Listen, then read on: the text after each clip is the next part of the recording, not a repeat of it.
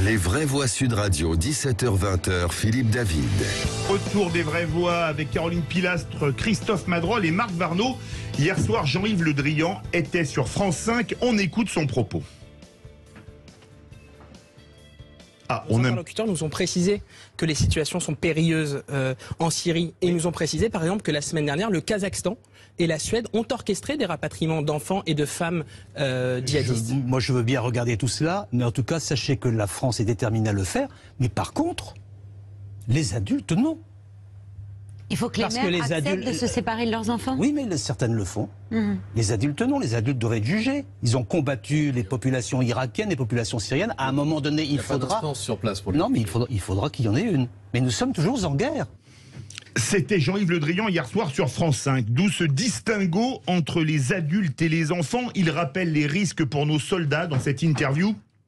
Des soldats qui prennent donc de très gros risques pour aller faire libérer des djihadistes. D'où notre premier débat. Faut-il rapatrier les djihadistes français détenus en Syrie? Vous êtes 96,3% à dire non. Avec nous, Maître Emmanuel Daoud, avocat de Françaises détenues en Syrie. Maître Daoud, bonsoir. Bonsoir. Bonsoir. Ce distinguo du ministre Jean-Yves Le Drian, donc du ministre des Affaires étrangères, est-ce qu'il ne s'explique pas par le fait que les criminels doivent rendre des comptes sur les lieux de leurs crimes? Écoutez, le distinguo du ministre des Affaires étrangères est un distinguo à l'attention de l'opinion publique française et répond à des considérations d'ordre politique. Le Parlement européen, les Nations unies, le défenseur des droits, une instance pendante devant la Cour européenne des droits de l'homme, le Conseil de l'Europe, le rapporteur spécial pour les droits de l'homme, l'ensemble des instances internationales et européennes enjoignent la France de rapatrier les femmes et les enfants. Je dis bien les femmes et les enfants, je ne parle pas des hommes. Pour des considérations qui ne sont pas pour des considérations humanitaires, mais des considérations d'ordre juridique, sur la base de conventions internationales ratifiées par la France. Alors soit nous considérons que notre pays n'a pas de parole et que les traités internationaux qui ont été signés ne correspondent à rien et sont des chiffons, soit on considère que notre pays a une parole internationale et qu'il respecte ses engagements. Monsieur Le Drian tient cette position depuis le début.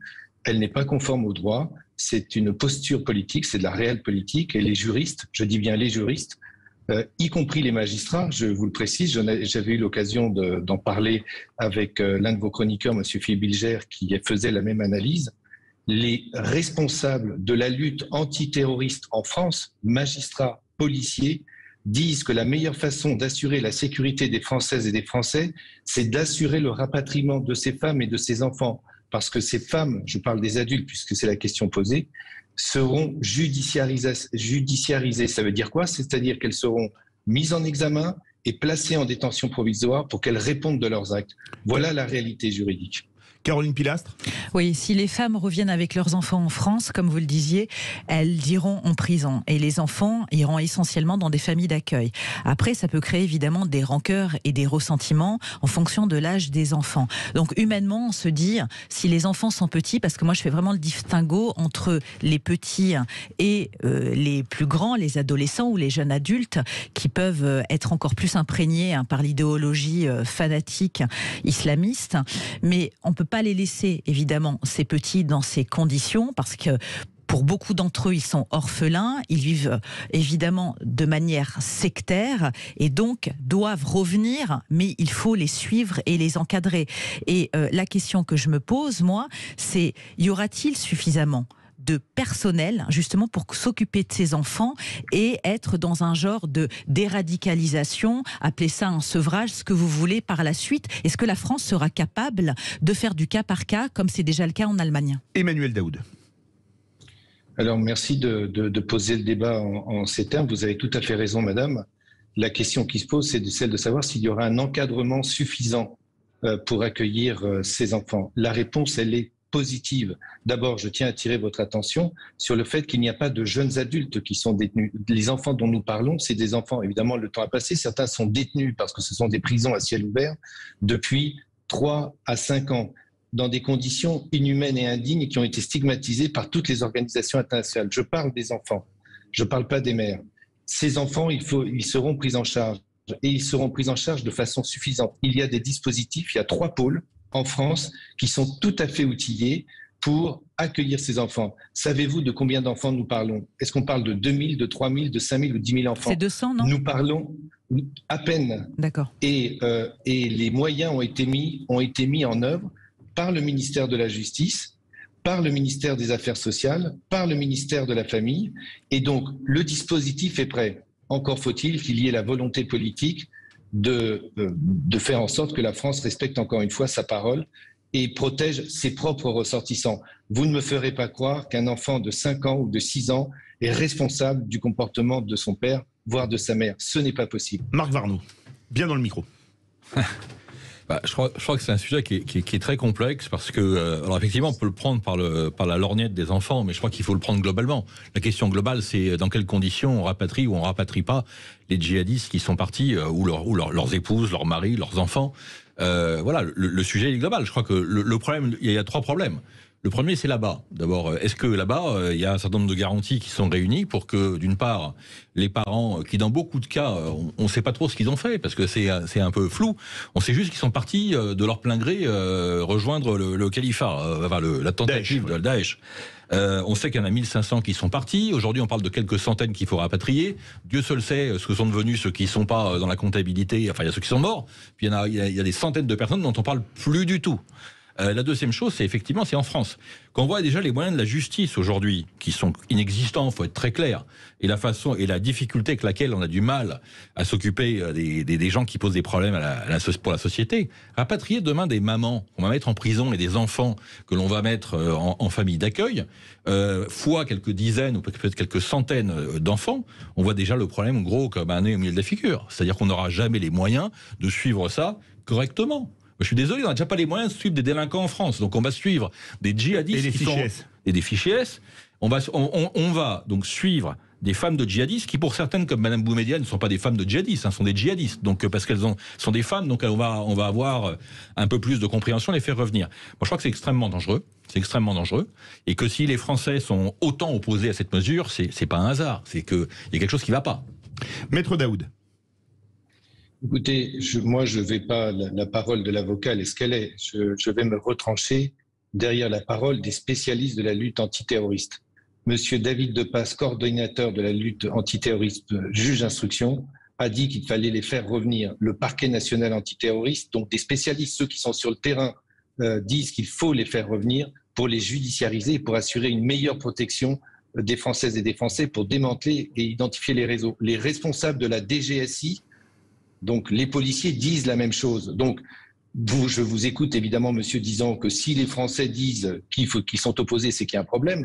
Le problème, c'est qu'il ne faut pas écouter l'opinion publique, il faut écouter les véritables spécialistes. Et les véritables spécialistes, encore une fois, ce sont les juges et les policiers. Je voudrais attirer votre attention sur un point, parce que je sais que c'est une question qui pourrait intéresser vos auditeurs et auditrices. J'ai interpellé, comme d'autres, le garde des Sceaux sur le point suivant. Il y a des mandats d'arrêt internationaux, écoutez bien, des mandats d'arrêt internationaux qui ont été délivrés par des juges d'instruction français pour arrêter et appréhender et faire venir en France un certain nombre de ces femmes. Le mandat d'arrêt international, il est lancé lorsqu'on ne sait pas où sont les gens, pour pouvoir les interpeller lorsqu'ils passent les frontières. Là, nous savons que ces femmes, elles sont dans 2 camps, et dans un camp en particulier, Alroge. Les Français, les services français, les juges français, plus exactement les services français, les militaires français, sont déjà allés à plusieurs reprises pour rapatrier certains enfants. C'est-à-dire qu'on sait où elles sont, on sait comment intervenir, et on n'exécute pas les propres décisions de justice rendues par nos magistrats. C'est quand même dément. Et là encore, il y a un problème de cohérence. Est-ce que l'on veut protéger les Français et faire en sorte d'écouter les spécialistes, juges et policiers, ou est-ce qu'on est dans le propos qui est un propos politique, je dirais populiste compte tenu du contexte du moment, et qui ne répond pas en réalité à la vérité. Marc Varnaud, très court, et Christophe Madrol, parce qu'on appelle beaucoup au 0826 300 300. Juste un mot rapidement. Hein. Dans le micro. Juste un mot rapidement. Je crois qu'il faut quand même pas oublier qu'une des raisons pour lesquelles, monsieur, les services français veulent rapatrier les djihadistes, c'est parce qu'ils n'ont aucune confiance dans le fait qu'ils pourront être détenus dans des bonnes conditions et longtemps en Syrie ou en Irak. Et on dit la même chose. Et on sait Français. qu'il y a quelques semaines, il y a eu une attaque de djihadistes contre un camp de prisonniers et quelques centaines de djihadistes se sont enfuis. Donc voilà la vraie raison. On est d'accord. Christophe Madrol. Viens dans le micro aussi. Oui, je suis très embêté par rapport à ce sujet parce que c'est vrai que c'est un sujet qui est récurrent, on en parle régulièrement. Ma position est assez tranchée aujourd'hui. Moi, je suis pour que la France récupère ses femmes et ses enfants djihadistes. C'est notre devoir. Pas les hommes. Non, mais la question des hommes, c'est autre chose. Monsieur Daoud en parlait, je suis d'accord avec Caroline Pilla, on parle bien des femmes et des enfants. Mais attention, monsieur Daoud, j'ai été éducateur spécialisé dans les quartiers nord de Marseille. Depuis maintenant 3 mois, la totalité des travailleurs sociaux se mettent en grève régulièrement par rapport au manque de moyens. Et vous savez très bien, et j'en ai parlé aussi au garde des Sceaux et à Gérald Darmanin, si on accueille ces enfants, leurs mamans seront emprisonnées et eux seront confiés dans des établissements spécialisés. Mais sans moyens, je pense qu'on peut aller vers des catastrophes. Voilà ce que je voulais vous dire. Je pense que la France est un grand pays. La France peut récupérer, aider, accompagner les personnes qui sont parties. Et je vous parle bien des femmes et des enfants. Concernant les hommes, là je suis aussi très tranché. Des gens qui ont porté les armes contre notre nation, des gens qui ont brûlé, qui ont déchiré leur carte d'identité, pour moi, ils n'ont plus rien à faire sur notre territoire. Vous voyez, je suis tempéré dans mes propos par rapport aux femmes et aux enfants, mais par rapport à ceux qui ont combattu nos valeurs, notre République, moi, à un moment donné, il y a basta. Emmanuel Daoud, et ensuite on part au 0826 300 300. Je constate qu'à la suite de l'intervention de vos des 3 chroniqueurs et chroniqueuses, que nous faisons le même constat. Le constat, c'est lequel? Il faut assurer la sécurité de nos concitoyens. Pour assurer la sécurité de nos concitoyens, il faut que les réseaux soient démantelés. Et il faut que les personnes qui ont participé, qui sont parties, soient judiciarisées. C'est le cas de certaines de ces mamans. Elles vont être interpellées, elles vont être jugées, et on verra bien quelle sera la responsabilité qui sera retenue en fin de compte. On ne peut pas dire que les cours d'assises spéciales qui se sont prononcées se soient montrées particulièrement laxistes s'agissant de celles et de ceux qui sont passés et qui ont été jugés. Ça, c'est le premier point. Le deuxième point, peut-être un élément d'information, il n'y a pas d'hommes qui sont concernés par ces mesures de rapatriement s'agissant des familles. Il s'agit uniquement des femmes, enfin des mamans, et de leurs enfants. Et voilà, nous en sommes là. Et puis, ce qui serait peut-être intéressant aussi, c'est que vous interviewez ou que vous investiguez auprès de celles et de ceux qui sont déjà en train de travailler aux côtés de ces enfants qui ont déjà été rapatriés. Ce serait intéressant de savoir quel est le résultat, parce que certains sont sur notre territoire depuis 2 ou 3 ans. Et ils ont été encadrés, ils ont été accompagnés, notamment s'agissant de la Seine-Saint-Denis ou de je ne sais plus quel département de Bretagne. On part au 0826 300 300 direction Lyon. Bonsoir Olivier.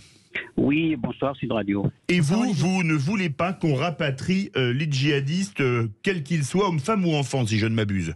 Alors pas du tout, parce que c'est des gens qui ont combattu notre patrie, c'est des gens qui ont, excusez-moi le terme, craché sur le drapeau, et ils sont partis par leur plein gré. Ils ont fait un choix de vie. Et moi ça me révolte qu'on est en train de pleurer sur des gens qui nous crachent à la gueule, qui reviennent parfois pour, rappelez-vous de Bataclan, qui tuent les citoyens. Et vous savez, c'est des gens qui ont mis la religion avant tout, avant la patrie. Et pour moi, c'est des gens qui ont trahi la patrie. Alors, le maître, bon d'accord, l'avocat, je sais, est dans son rôle. Mais je trouve vraiment insensé qu'on est en train de pleurer. La question, ça ne se pose même pas. Vous dites les femmes, c'est des djihadistes. Ils sont complices. Ils ont préparé des repas pour les djihadistes, pour les terroristes. Ils ont chargé les chargeurs des Kalachnikov. Ils avaient un rôle là-bas. Ils n'étaient pas partis comme ça.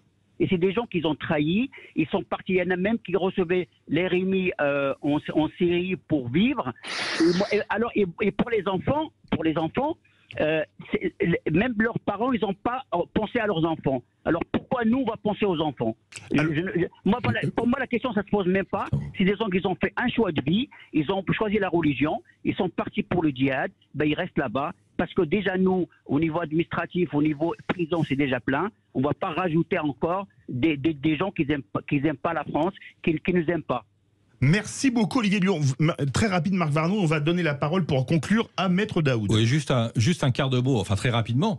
Je rappelle quand même que le statut des djihadistes est tout sauf clair. On ne sait pas si on est en guerre ou pas en guerre. Quand j'écoute Monsieur Le Drian... Il dit qu'on est en guerre. Là, oui, aujourd'hui on est en guerre, demain on ne le sera pas forcément. Enfin, ce qui est certain, c'est que si on était vraiment en guerre, ceux qui sont partis combattent la France.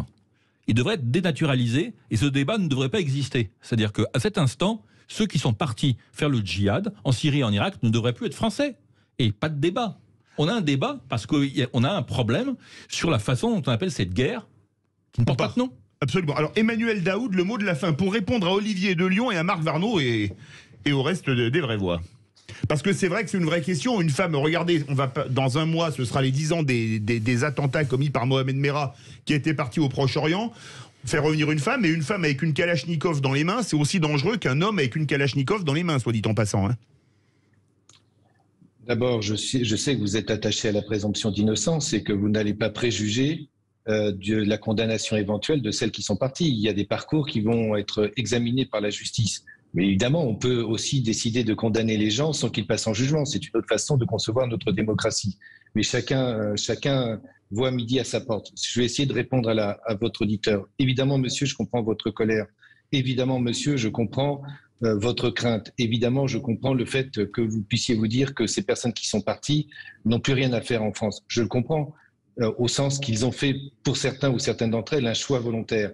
Pour autant, ces enfants, je dis bien ces enfants, et leurs mamans doivent être prises en charge par notre pays qui est en capacité, avec 66 millions d'habitants, de prendre en charge un peu moins de 200 personnes. Pourquoi?